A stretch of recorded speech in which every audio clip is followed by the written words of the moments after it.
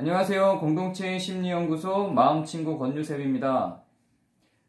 그동안은 저희가 계속해서 길게 욕구를 다뤘고요. 그리고 애정에 대한 정리를 하고 이제는 부정감정으로 들어가는 그 길목에 있습니다. 부정감정이 생겨나는 원리를 이제 계속 설명을 하고 있는데요.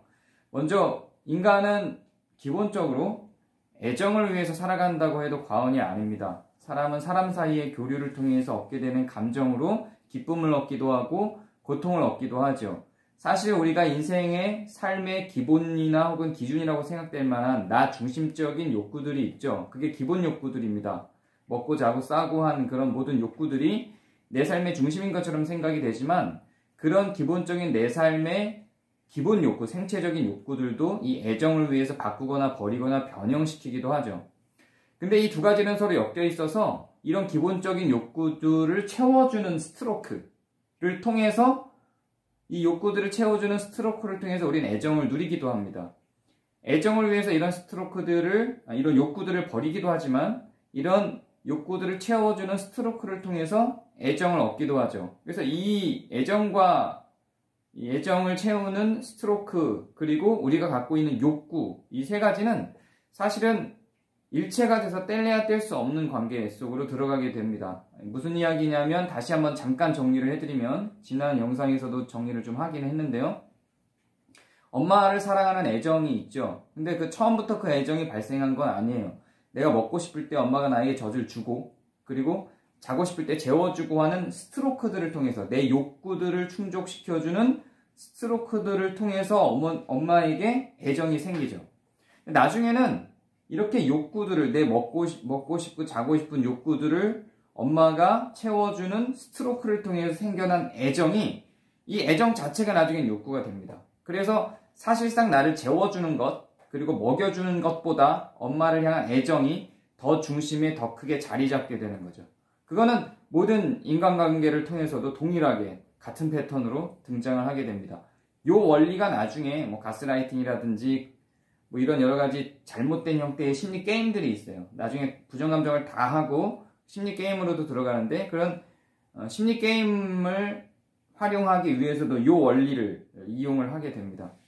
이런 원리에 의해서 이 애정과 욕구와 스트로크를 우리는 구분할 수 없게 됩니다. 나중에는 이 전체가 다 우리 안에 한 덩어리처럼 애정이라는 큰 감정으로 들어와서 자리를 잡게 되죠. 자, 그런데 이 애정을 형성하기 위해서, 애정을 갖기 위해서 그렇게 한 덩어리가 스트로크와 욕구와 애정이 한 덩어리로 이루는데 이 애정을 확보하기 위해서 우리는 어떤 제스처를 취합니다. 나중에는 이 욕구를 채워주는 스트로크를 통해서 생긴 애정이 애정을 채우기 위한 욕구, 그 욕구를 채우기 위한 스트로크를 만들어내기도 합니다. 역으로 가게 되는 거죠.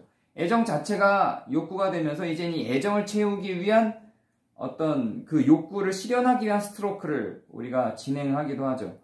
그래서 이 애정을 채우기 위한 어떤 욕구를 만들어내기 위해서 우리는 요구를 합니다. 이런 방식인 거예요. 내 아내가 혹은 내 엄마가 나를 사랑하는 것을 확인하기 위해서 땡깡을 부리죠. 밥 줘. 이렇게 되는 거예요. 처음에는 배가 고파서 밥 줘라고 했어요. 배가 고파서 밥 줘라고 해서 엄마가 그 배를 채워주니까 배를 채워주는 스트로크를 통해서 엄마에게 사랑을 느꼈는데 이제는 엄마의 사랑을 확인하기 위해서 엄마 밥 줘라고 해서 엄마가 여전히 밥을 주면 엄마가 나를 사랑하고 있다는 것을 확인하는 거죠. 어린아이들이 오줌을 싸는 행동들도 그러한 행동 패턴이 강화되는 겁니다. 그래서 엄마가 평소에는 밥을 잘 챙겨주다가 어떤 순간에 안 챙겨주고 조금 이렇게 미워하고 평소에 나를 챙겨주던 애정에서 나왔던 스트로크들을 단절하면 내 마음에서는 밥을 못 먹었다는 것보다 애정으로부터 멀어졌다는 것이 더 고통스러워집니다. 그럴 때 우리는 어떻게 하죠? 요구를 하죠. 밥 줘라고 합니다. 우리가 갖고 있는 이 욕구는 그게 애정으로부터 기인한 욕구이든 이런 생체적인 그런 필요에 의해서 나오는 욕구이든 이 욕구는 밖으로 표출돼서 누군가에게 이 욕구를 채워달라고 말을 해야지 이 욕구가 채워지죠. 내가 채울 수 있는 게 아니라면 애정을 위한 욕구는 특별히 더 그래요. 자, 그럴 때는 어떻게 하냐면 이 요구 단계로 들어가게 됩니다. 내 욕구를 채우기 위해서 요구하게 되죠. 엄마 밥 줘 라고 하는 요구를 하게 되죠. 자, 그런데 이 요구를 했을 때 이 요구가 내가 원하는 대로 100% 채워지면 괜찮아요. 그런데 내가 원하는 대로 100%의 요구가 채워지지 않습니다. 100% 채워질 수 없어요. 왜냐하면 내가 요구를 할 때는, 내 욕구를 채우기 위해서 요구를 할 때는 밥 줘라는 말 속에는 밥의 필요도 있지만 사랑해줘라는 것도 있는 거예요. 다른 여러 가지 복합적인 감정들이 밥 줘 안에는 들어가 있는 거죠. 그런데 정말 밥만 챙겨줘도 완전히 채워지지 않고요. 그냥 오늘은 밥이 없어 사랑만 줄게 라고 하는 것도 완전히 채워지지 않아요. 엄마는 학원 보내줘 그랬는데 알아서 돈 여기 있어 학원 등록해 이것도 채워지지 않지만 정말 우리 가정 형편이 어려워서 이걸 채워줄 수는 없어. 근데 내가 널 사랑하는 거 알지? 학원 대신 뭐 다른 내가 가르쳐 줄게. 이렇게 한다면 사랑은 채워질 수 있을지 모르지만 사실은 그 요구 자체의 스트로크, 그 욕구 자체를 해결하지는 못하는 거예요. 그게 완전히 채워지진 못해요. 지금 예를 이렇게 들었지만 그럼 이렇게도 할 수 있을 거 아니에요. 사랑도 채워주고 요구한 대로 밥도 주고 학원도 보내주고 그리고 사랑도 주고 이런 어떤 모든 것들을 다 원하는 대로 해주면 최대한 많이 채워지는 거긴 하지만 이 애정에서 나온 욕구를 내가 갖고 있는 그림대로 고스란히 이 요구를 받은 타자가 충족시켜주는 거는 많지 않아요. 그게 매번 동일하게 반복되는 거는 쉽지 않습니다. 왜냐하면 내 안에서 그리고 있는 욕구에 대한 그림, 내 안에서 정의 내린 애정 이런 것들이 다 다르기 때문에 그렇습니다. 내가 요구하는 것과 그걸 채워줘야 하는 타자 사이에 생각이 애정에 대한 그 욕구에 대한 생각의 거리감이 있기 때문에 이건 완전히 채워지지 않죠. 혹은 채워주려고 해도 완전히 채워지지도 않겠지만 채워주기 싫어서 거절하기도 하죠. 내가 원하는 대로 주변이 다 움직여주지 않거든요. 그리고 이 욕구라고 하는 건 특별히 그 애정으로 기인한 욕구라고 하는 건 끝이 없어요. 채워지고 나면 그 다음 코스를 또 원하게 됩니다. 그래서 결국 이 욕구와 요구 사이에는 결여가 발생합니다. 내가 원하는 만큼의 애정이, 내가 원하는 만큼의 욕구가 내가 원하는 스트로크로 그대로 오지 않거든요. 상대방이 주는 스트로크로 와요. 상대방이 계산하고 상대방이 타자가 생각한 스트로크로 나에게 오죠. 그럼 거기엔 결여가 생겨요. 그래서 우리 마음 가운데 상처들이 생깁니다. 그거를 스티그마라고 이야기해요. 상처, 상은 이런 뜻이죠. 그래서 이 상처들이 생기고 그거는 충족시켜주고 좋은 관계를 유지하고 있다 할지라도 내가 생각한 것과 타자가 생각한 것 사이의 차이가 있기 때문에 그렇습니다. 부모와 자녀 사이에도 이게 생기지만 부부 사이에도 이게 생겨요. 왜냐하면 그 부부가 일생에 살아오면서 갖게 된 애정을 얻기 위한 욕구나 스트로크가 서로 다르기 때문에 그래요. 그래서 언어가 다르죠. 사랑의 언어가 다르기 때문에 이 결여와 상처는 그 관계 속에서 욕구를 요구하는, 애정을 요구하는 그 관계 속에서 만들어질 수밖에 없어요. 누군가가 일부러 억압하려 들지 않아도 이런 차이에서 만들어지는 결여와 상처가 우리의 애정을 자연스럽게 억압하게 됩니다. 그럼 이 억압의 결과로 수많은 결여와 수많은 상처들이 우리 삶에 생기겠죠. 이것들은 전부 다 해결되지 않은 애정, 채워지지 않은 애정, 이만큼의 애정을 원하고 애정을 채우길 원하는 욕구로 요구를 했는데 타자가 그걸 그대로 수용할 수 없기 때문에 채워지지 않는 애정이 남죠. 요만큼씩 남는 거예요. 이런 것들이 쌓이고 쌓여서 자녀 감정이 됩니다. 이거를 다른 심리학에서는 또 미해결 감정이라고도 이야기를 해요. 그래서 요구대로 채워지지 않는 내 욕구가 애정으로 완전히 내가 원하는 애정으로 완전히 일치하지 않기 때문에 남는 자녀 감정이 생기고요. 이건 미해결된 감정으로 우리 안에 생깁니다. 이거 자체가 다 스티그마 덩어리들이에요. 다 상처 덩어리들이 되죠. 작은 것들이기 때문에 그거의 상처라고 생각하지 못해요. 그러나 그 작은 욕구와 요구 사이의 갭이, 그 간극이 우리 안에 자녀 감정들을, 미해결 감정들을, 스티그마 덩어리들을 만들어내게 됩니다. 그래서 그걸 부정감정화하게 되는 거예요. 이게 부정감정으로 가는 과정입니다. 그래서 그 잔여된, 내가 충족되지 않은 애정의 잔여물들의 집합체는 우리 안에 부정감정으로 남게 돼요. 시기나 질투가 되기도 하고, 불평, 불만이 되기도 하고, 전에 애정에 대한 그 4가지 종류 얘기할 때처럼 불안이 되기도 하고, 수치가 되기도 하고, 공포가 되기도 하고요. 여러 가지 감정들로 발전하게 되죠.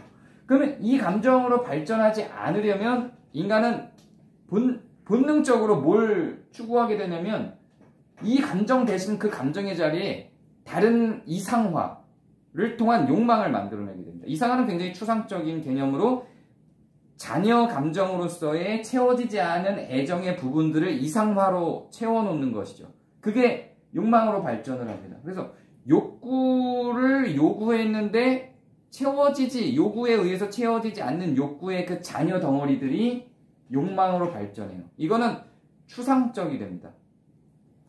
예를 들면 나는 밥을 먹어야 되는데 밥을 달라고 하는 요구를 통해서 아내의 애정을 요청했는데 그 밥을 해주지 않아서 마음에 스티그마가 생기는 거죠. 그런 것들이 쌓여요.